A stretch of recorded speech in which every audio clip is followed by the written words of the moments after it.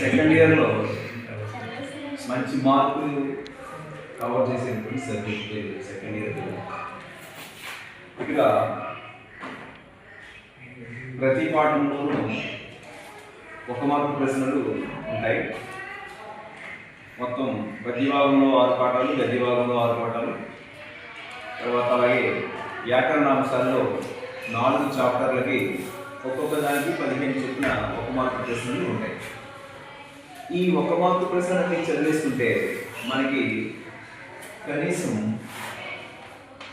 45 నుండి 50 మార్కులు వస్తాయి. 50 మార్కుల దాకా వస్తాయి. సో ఎస్ఏ క్వశ్చన్లు లేదా సందర్భ వాక్యాలు కానీ ప్రతిపాదాలు కానీ చదవలేనటువంటి వాళ్ళు, చదువుకోలేనటువంటి వాళ్ళు 1 మార్కు ప్రశ్నలు రాసుకుంటే పాస్ అవుతుంది. మరి క్లాసులో ఉండి ఎన్నిసార్లు చదవండి అని చెప్పినా మీరు ఎక్కడ కూడా మాట వినిపించుకోవట్లేదు. మీకు తెలుగు భాష అంటే చాలా చులకనగా ఉంది. తెలుగు భాష చెప్పేవాళ్ళంటే ఇంకా చాలా చులకనగా ఉంది. ఎప్పుడైనా సరే గుర్తుపెట్టుకోండి, మన మాతృభాష మనం ఎక్కడికి వెళ్ళినా మన యొక్క స్టాండర్డ్ని పెంచేటటువంటి భాష.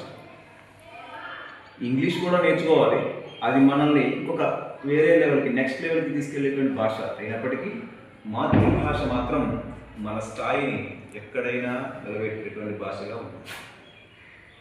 మీరు తెలుగు పాఠాలు చెప్పేటటువంటి లెక్చరర్స్ని గౌరవించకపోయినా పర్వాలేదు, మోసం చేసినా పర్వాలేదు, బాధ పెట్టినా పర్వాలేదు, చెప్పిన మాట వినకపోయినా పర్వాలేదు, కానీ తెలుగు భాషను మాత్రం నెగ్లెక్ట్ చేయకండి.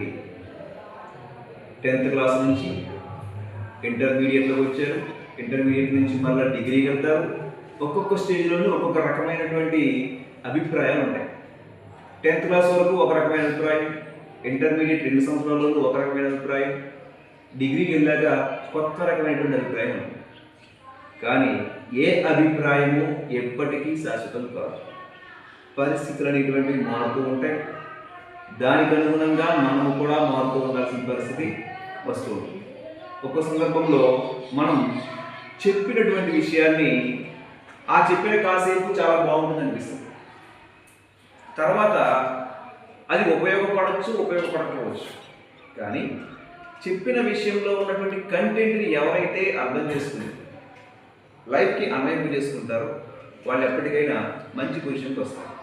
సో ఇక్కడ మనం చెప్పుకునేటువంటి దాంట్లో ఛందస్సులో, ఉత్పలమాలలో కొన్ని లక్షణాలు, ఈ లక్షణాలన్నీ మీకు ఆల్రెడీ గతంలో ఒకసారి చెప్పినటువంటివి. వీటిని చదివినట్లయితే ఇక్కడ 2 లక్షణాలు రాశారు, ఇంకా 4 లక్షణాలు ఉంటాయి. ప్రతి దానిలోనూ అంటే క్రొత్త పద్యాల్లో 4 ఉంటాయి: ఉత్పలమాల, చెంపకమాల, మత్తేవం, శార్దూలం. ఈ 4 పద్యాల్లోనూ లక్షణాలు సహజంగా సాధారణంగా ఉండేటటువంటి లక్షణాలు 2 లేదా 3 సహజంగా ఉంటాయి. అంటే ఇవే రిపీటెడ్గా వస్తుంటాయి. ఇక ఒక 3 లేదా 4 లక్షణాలు మారుతూ ఉంటాయి. అంటే గణాలు, తర్వాత ఇతి స్థానము, ఇట్లాంటివి.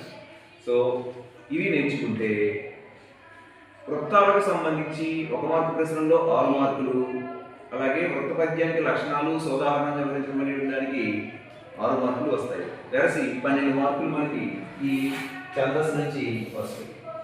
కాబట్టి మనం అన్ని విషయాలు జాగ్రత్తగా చదువుకుంటే తెలుగులో 100కి 100 మార్కులు తెచ్చుకునేటువంటి అవకాశం ఉంటుంది.